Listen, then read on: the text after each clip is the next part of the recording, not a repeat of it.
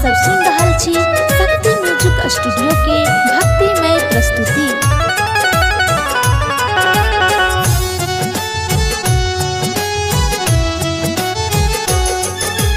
जल भरिए लो बाबा एलो कुशेश्वरी धाम यो, जल भरिए लो बाबा एलो कुशेश्वरी धाम यो।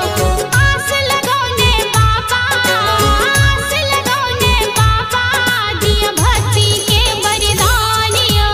जल भरिए लो बाबा एलो कुशेश्वरी धाम यो, जल भरिए लो बाबा एलो कुशेश्वरी धाम यो।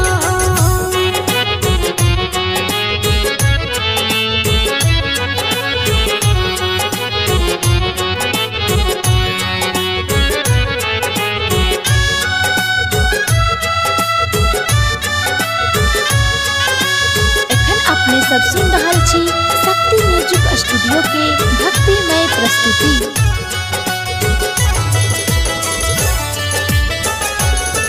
कैलाश के वासी भोला सन्यासी, छी जन्म जन्म सा हम अहीं के दासी। कमलेश टेलीकॉम हे डमरूधारी शंभु त्रिपुरारी, खोलू नयन को हम छी दुखियारी।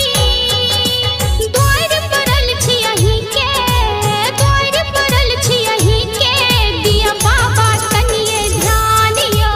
जल भरिए लो बाबा एलो कुशेश्वरी धाम यो, जल भरिए लो बाबा एलो कुशेश्वरी धाम यो, जल भरिए लो बाबा एलो कुशेश्वरी धाम यो।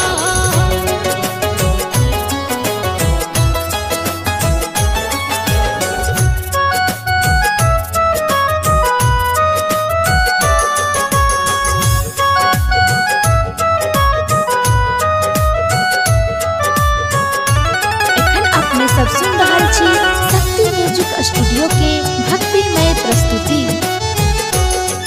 छी निर्बल बाबा मूर्ख अज्ञानी, महिमा के हम किछु न जानी। करू कृपा है बाबा उधर दानी, सूझे न रस्ता गौरा के स्वामी। दरस दिनायो बाबा, दरस दिनायो बाबा, बेकल लागैया प्राण यो।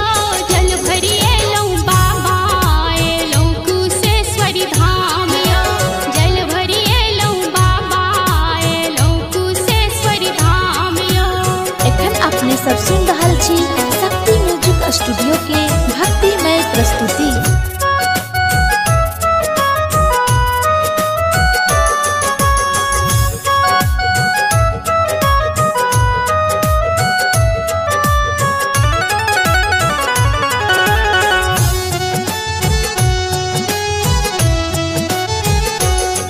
हम चरण शरण में चलिए लो दानी, छी दुख के मारल अहाँ सब कुछ जानी।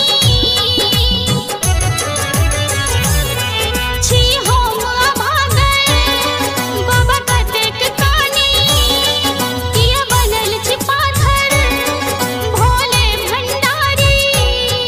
ज्योति जग सा ठुकरायल, ज्योति जग सा ठुकरायल, अहाँ रखबै बाबा मानियो।